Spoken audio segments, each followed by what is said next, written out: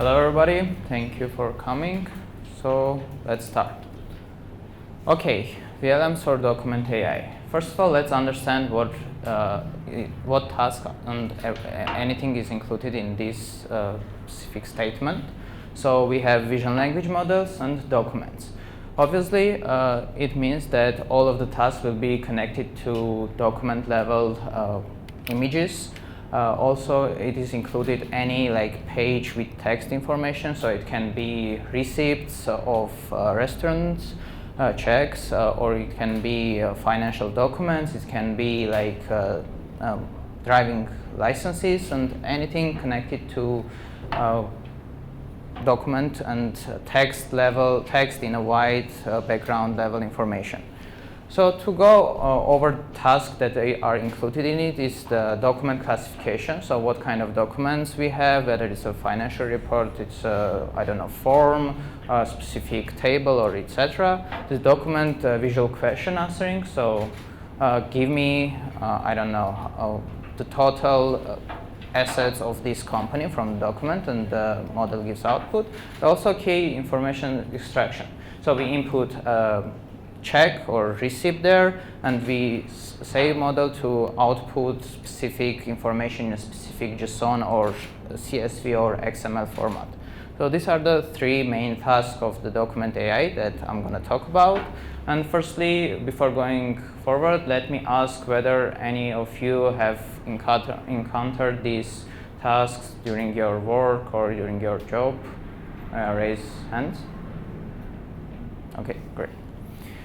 Let's move forward. So very quickly, let's talk about the datasets that are available in this field. So we have the OCR extraction part, a huge amount of datasets that are OCR extracted, and these datasets are used for pre-training these vision language models for document tasks.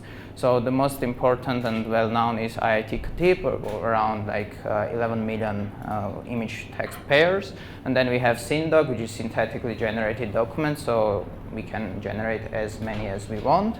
Then we already have task-specific datasets, which is document classification, RLV Khatib, which is a subset of IIT Khatib. Over there, we have Doc VQA, infographic VQA, chart QA, OCR VQA, and for key information extraction, I pinpointed two interesting datasets, which is SROE and CORD.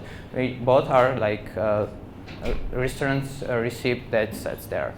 I know that a lot of many other datasets, and every month someone is releasing a new dataset about this, but these are the main that we are doing research on, and that's why I'm gonna pinpoint that.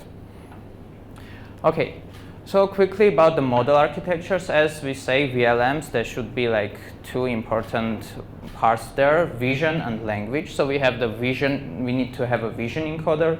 It can be WITS, Wind Transformer, SIGLIP, or any other architecture. It should have a LLM decoder, for one of the best known, BERT, BART, or Llama, or any other variants of Llama or any big language models. And in between them, we should have something that connects the vision and language decoders with each other. So we have this multimodal connector part, which can be linear projectile layer, can be perceivable sampler with cross attention layers, or the combination of both two. And also, some models use OCR as an input to these kind of systems, but other models also don't use. That's why I put the OCR input, OCR text input as an optional part of these architectures. Okay, about the model timelines, I differentiate these two timelines that is happening in this field. First of all, it is, let's say, a pre-Llama era, where all the VLMs are task-specific trainings and task-specific models. So task-specific VLMs era, let's say, and the post-Llama, which is foundation models, which also perform document AI task era, meaning that they being trained on so many datasets that also they can perform document AI tasks. And in the end, I will talk about our research that we're doing, but before that, let me quickly go over to these two directions and see what models are there and what are the models that like boosted this field of research. So for the prelam era, we have layout LMs with all of its versions. We have Donut, we have Dogformer2, and TR OCR. This is like, also there are like many other models, but I'm gonna very quickly talk about these four.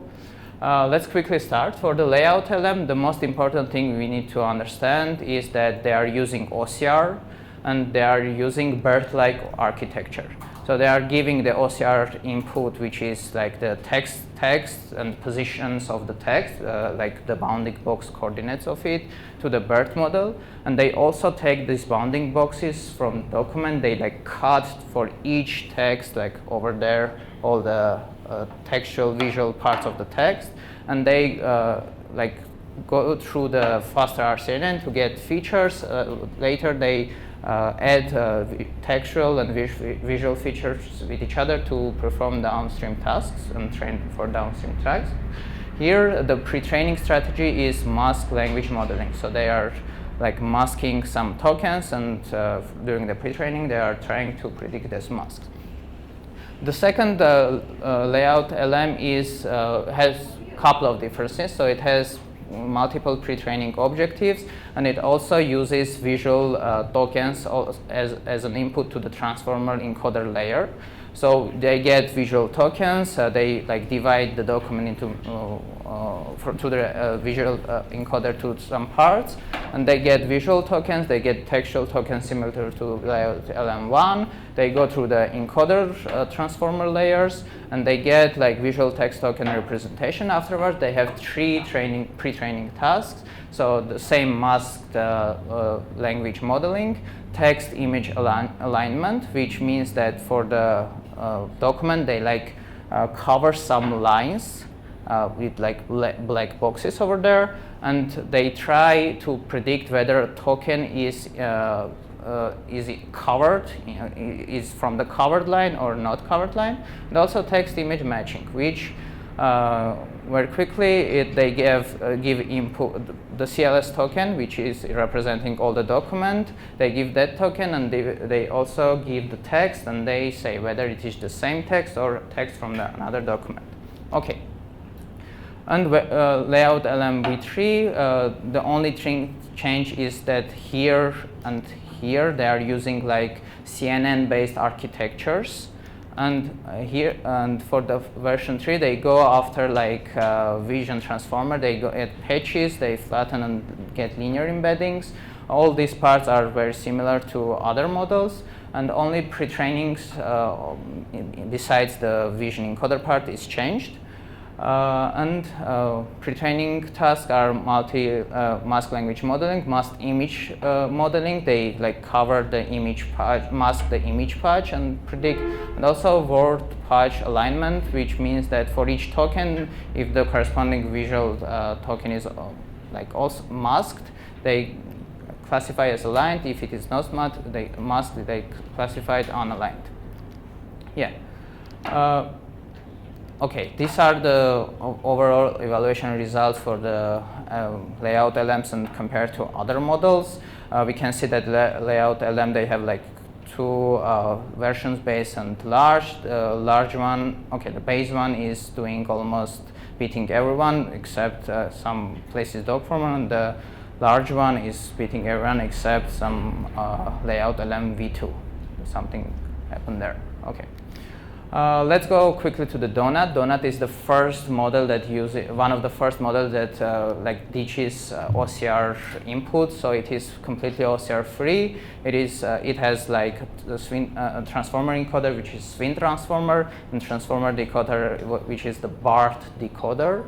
And they give input the image. They give input some task, and then train it to do that specific task, the whole model. Let's not go very specific. We only have this scores here, so we can see the Donut is doing better job in some data sets than layout LMV2, and V3 is not here because Donut has been published before V3. So it is doing better in some text extraction tasks than the OCR enhanced layout LMV2 model here. Okay, and dogformer 2, there should be 2 here. One of the interesting parts here is the pre-training task of this model. We have the encoder and decoder model also, and the pre-training task is token to line task, token to grid task.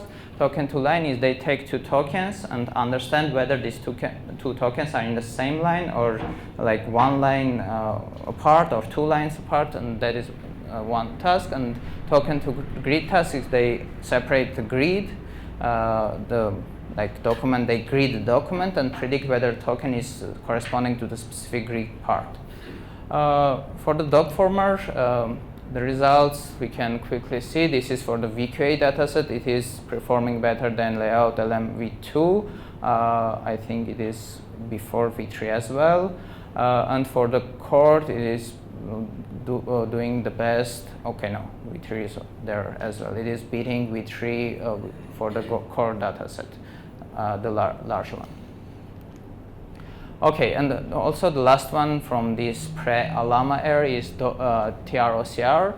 They tried to replicate OCR extraction model. They have like encoder-decoder model, and they give like image patches through the encoder, then decoder, then the output should be the OCR text. Nothing complicated here. And the results, I put like the extraction OCR comparison of like well-known OCRs or methods for Tesseract and stuff, and TR-OCR is almost beating all of them in recall precision and F1. Okay, now I'm gonna quickly go to the post-Llama era. We all know GPT Vision, Claude, Gemini, so they have a lot of attention. Not going to talk about them. We have QuenVL, which is the encoder-decoder model with cross-attention connections. This is all the architecture and training. It is doing. It was pre-trained and then multitask pre-trained with tons of data sets, around like 1.4 billion pairs, and for pre-training, and around all these data sets for multitask pre-training. And the results are somewhat good and not so great, but this is like when the original QuenVL paper, and like in previous 2 months, if I'm not mistaken, they already released QuenVL 2, which like beat all the stock VQA info VQA benchmarks, and it's the 7B is almost as good as GPT-4o or Cloud Sonnet. This is about it, and I'm gonna skip layout LLM here because we're running a little bit of time and I need to talk about our research. So if any questions later in the slides we can discuss, and I'm gonna skip this one as well. Okay, so what we do with this DOLMA research, we called our model the DOLMA, so to have these Armenian vibes also there. It stands for Document Optimized Language Model Automation, let's say that way. So we try to have these 3 properties aligned when doing our research. So first of all, our foundation model kind of for documents should be multitasking. So it is should do all the document AI tasks, not task specific, only one task or 2. It should be OCR independent because a lot of documents have like logos, images and charts, and OCR cannot do anything when it sees like a bar plot. And OCR independent model can understand this visual information as well. And instruction following, so we can give like output to JSON format, XML format, CSV format. Also template independent. There should not be any dependence like this kind of specific documents. It should work for all kind of documents. Here's the around like experiments and what we have. I'm going to talk mainly about the ablation because there are some interesting things and experiments that we did throughout our research that I want to share about. And in the end, we'll see the results. This is the training dataset and fine-tuning datasets. I've already a little bit talked about them. We have for pre-training 3 million samples, and for fine-tuning, it is a little bit less than 1 million samples.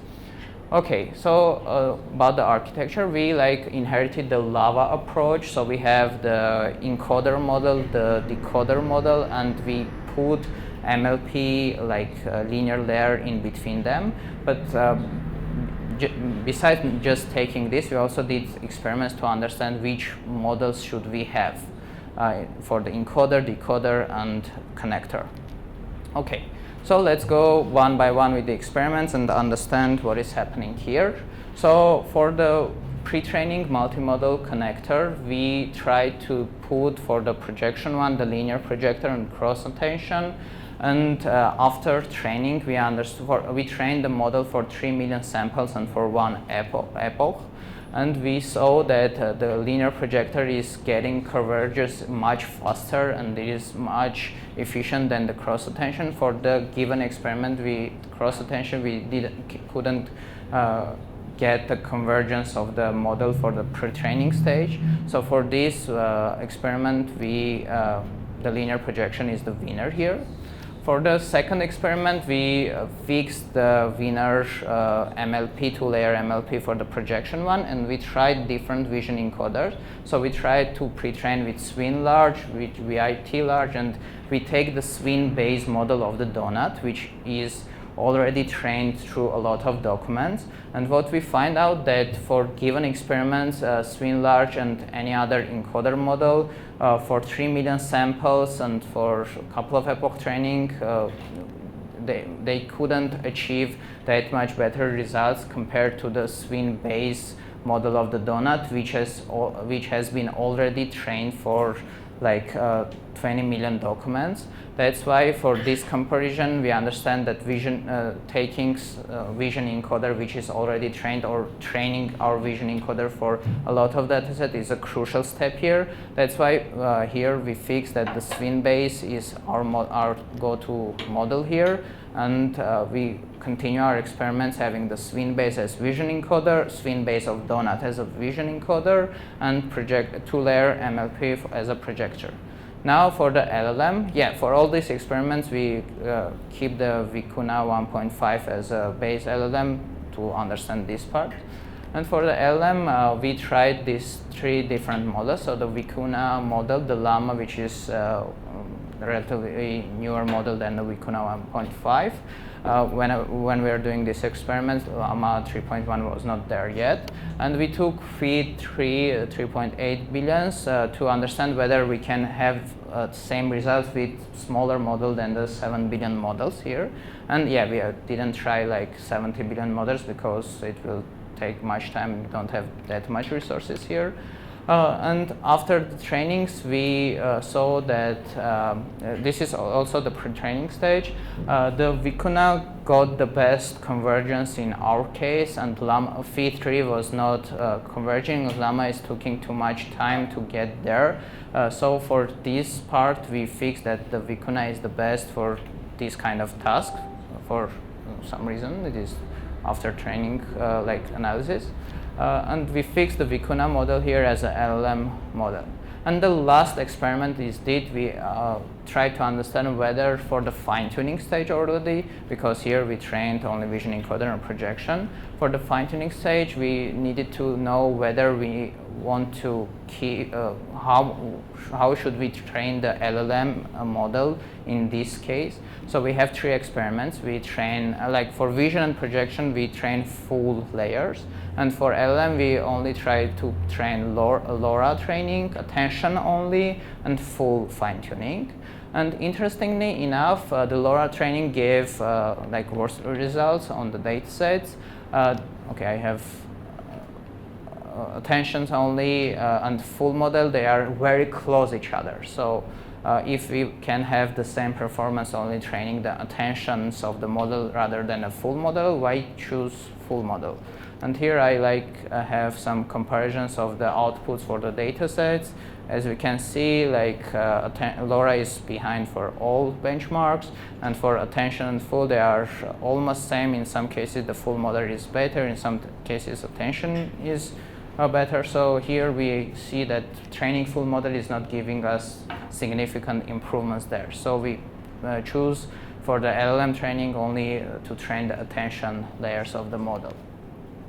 So to like sum up all this everything with, together, we have like these three insights. So for the linear projection, the fastest and most straightforward method is to have linear layers rather than cross-attention layers. For the insight 2, for vision models to perform good for these tasks, we need to pre-train those vision models with too many, a lot of data before going to task, task-specific trainings.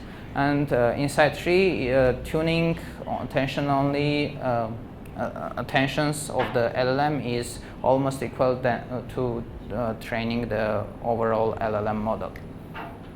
Yeah, and also to sum up, this is our 4 model. We have swing transformer of donut, 2-layer MLP, and Vicuna 1.5 for the model.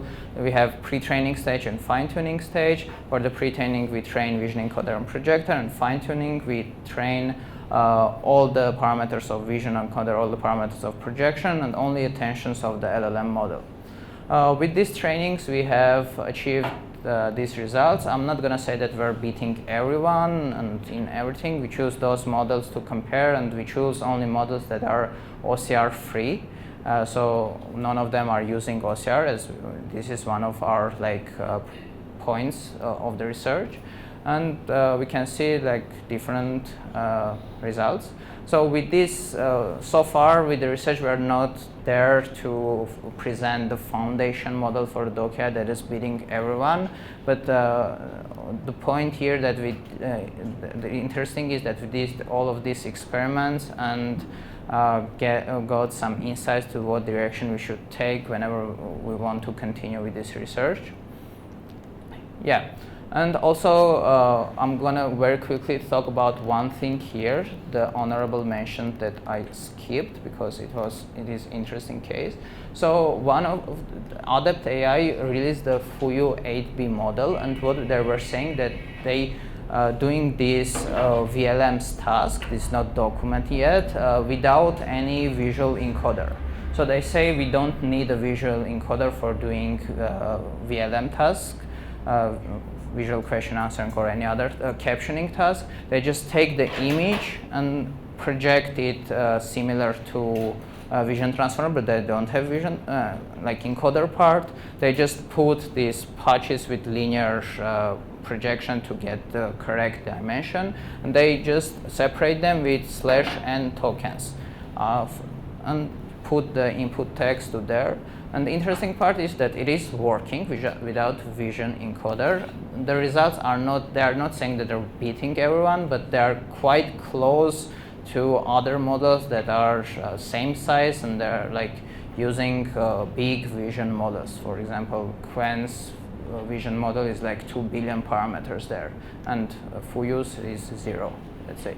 And why I mentioned this, that during our further research, we are also thinking about applying same thing for documents. Maybe the vision encoder is not required, can be not required here, and maybe we can get acceptable results without vision encoder. And also the next thing that we are thinking about this is for LLMs, we have this OpenLLM leaderboard benchmark. We have also MATEB benchmark, but for DocAI and document VLMs, we don't have any as I know, any benchmark that you can see, okay, this is the score and this is the best models. All the papers are presenting results on different data sets, and they are taking different ways to evaluate. They're saying, okay, we are doing word level or character level evaluations there, and it is not very easy to compare all those models and understand which one is the best. So we're thinking right now to also go in this direction and develop some kind of benchmark for overall DocAI tasks. So anyone can go there, submit their model, see scores, and understand that generally this model for the DocAI task is the best one. Yeah, these are the, besides the thing that we're already doing, these are the other direction that we're thinking to also do our research and experiments. Okay, I think I'm already out of time, so thank you for coming.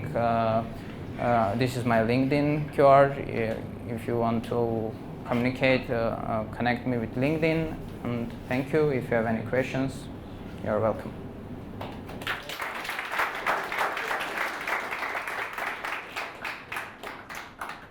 Thank you for the interesting presentation. My question is about, so the architecture that you showed, it's the visual part, the projection, and then the LLM part, which is Vicuna. So Vicuna is using, like, it's pre-trained on natural language tokens, while, as I understand, you are using like an OCR-free approach. So the input tokens to LLMs are like totally different. So can you speak a bit more about this? So for example, what's your vocabulary size, let's say, and then since the input tokens are totally different than what Vicuna was pre-trained on, have you tried to like train it from scratch or only fine-tuning groups? Yeah, thank you for the question. So, like I said, we take the lava approach here. So we didn't try to do a training from the scratch. We take the Vicuna pre-trained model. We do like fine-tuned during the fine-tuning stage only. And how do we get the visual tokens to be similar to the text inputs is the task of the projection layer. So during the fine-tuning, during the pre-training, the main task is to, from the inputted document, to get the OCR text. So the output of all this first step is the OCR text that the model should give. And what the projection is doing, it is basically learning how we can get from this document, how we can get an embedding that is representing only the textual part of the document. So in the end, what we do, let me choose the lava approach here. Oops. Yeah, we just get the projected visual embeddings, which are in the same dimension as the language embeddings, and we just concatenate it with each other and give input to the language model.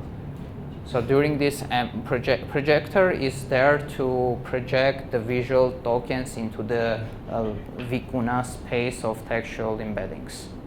Thank you again. Thank you.